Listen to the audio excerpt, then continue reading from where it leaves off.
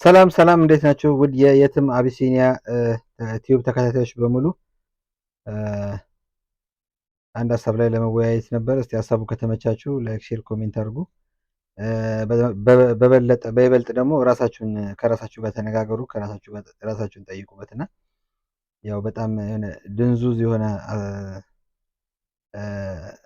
ፐርስፔክቲቭ ወይም ደግሞ ሀሳብ በተለያየ ሰው ላይ የመጣ እንደኔ ካላሰባችሁ እያለ ነውና እቺ ልጅ ተከታትለን እንምጣ እስቲ። ለማንኛውም ዲናት ፌሚኒዝም በመምጣቱ የምናገኘው እኮ 2-3 ጥቅም ሊኖር ይችላል። ግን አብሮት የሚመጣው 40 ሚሊዮን ኮተት ማአት ቆሻሻ ነገር አገሪቷን ያበላሻል። አገሪቷን ብቻ አይደለም ጀነሬሽን ያበላሻል። አቋርጬ ላርምህ ነው። ፌሚኒዝም 3 መፍትሄዎችን ሰጥቶ 40 ሚሊዮን ኮተቶች አላመጣም። ኤልጂቢቲ ይዞብን መጣ። that's one problem። ለምሳሌ አሁን ኢትዮጵያ ውስጥ ፌሚኒዝም የሚባል እንግዲህ እንዳያችሁት ነው ቪዲዮውን። በጣም የሚያሳዝን ማለት ከዚህ በላይ መቼም ሰው በአስተሳሰቡ ሲወርድ ወይም ሲዘግጥ በጣም ያሳዝናል። እና እንደ አንድ ጄኔሬሽን ወይም እንደ አንድ ኢትዮጵያዊ ስንት ጠቢብና ሊቅ የበዛበት ስንት በጣም ኢንቴሊጀንት የሆኑ ሰዎችን ባየንበት ምድር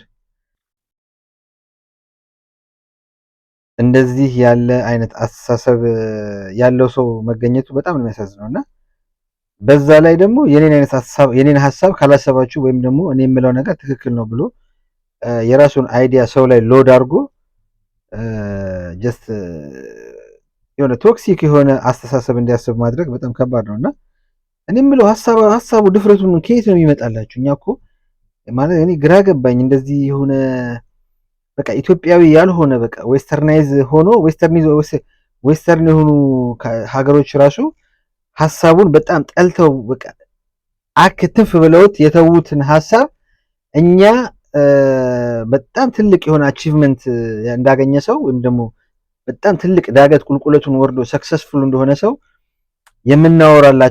የምናወራው ሀሳብ በቃ እኛ ንቀውናል እኮ ኦልሬዲ። ዌስተርኖች እኮ እናንተ ዝንጀሮ ናችሁ ያሉን ሰዎች ናቸው አይደል እንዴ?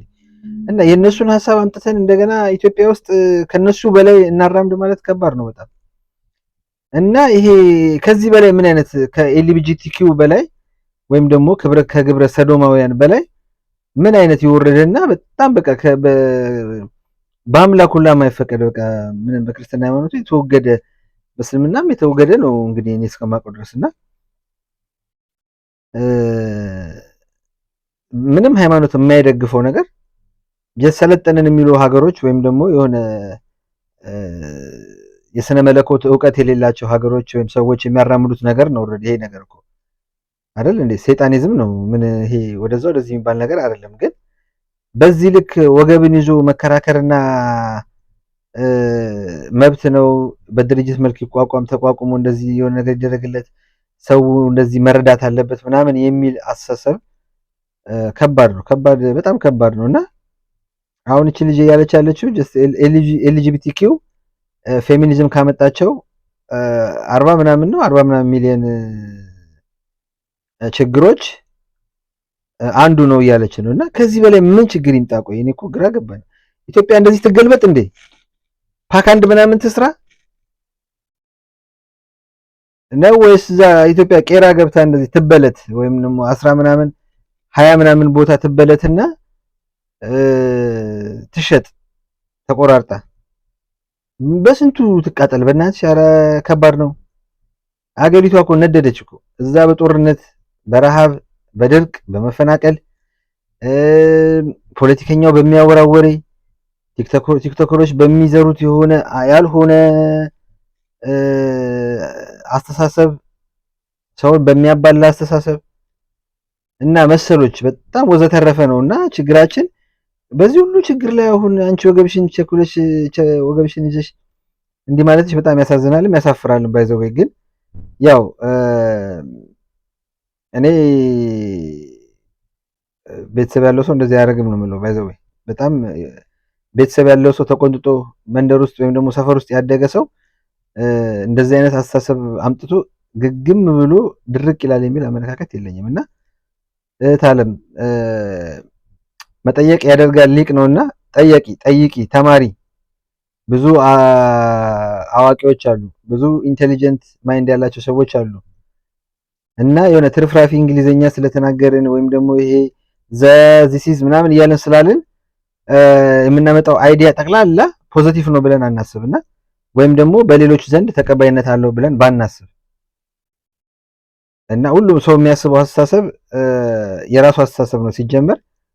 ከዛ በኋላ ነው ኦሬዲ ሐሳብ ራሱ ኢቫሉዌት ተደርጎ ምን ብሎ ነው ሌሎች ተቀባይነት በሌሎች በኩል ተቀባይነት ሲኖረው ነው ያ ነገር ኮንክሪትሊ የሆነ እግር ወጥቶለት ምናምን ሊቆም የሚገባው። እና እንደዚህ የወረደ ሐሳብ እያመጣችሁ ፕሊስ ሀገሪቷ ላይ አራት ዙሩባት እንዴ!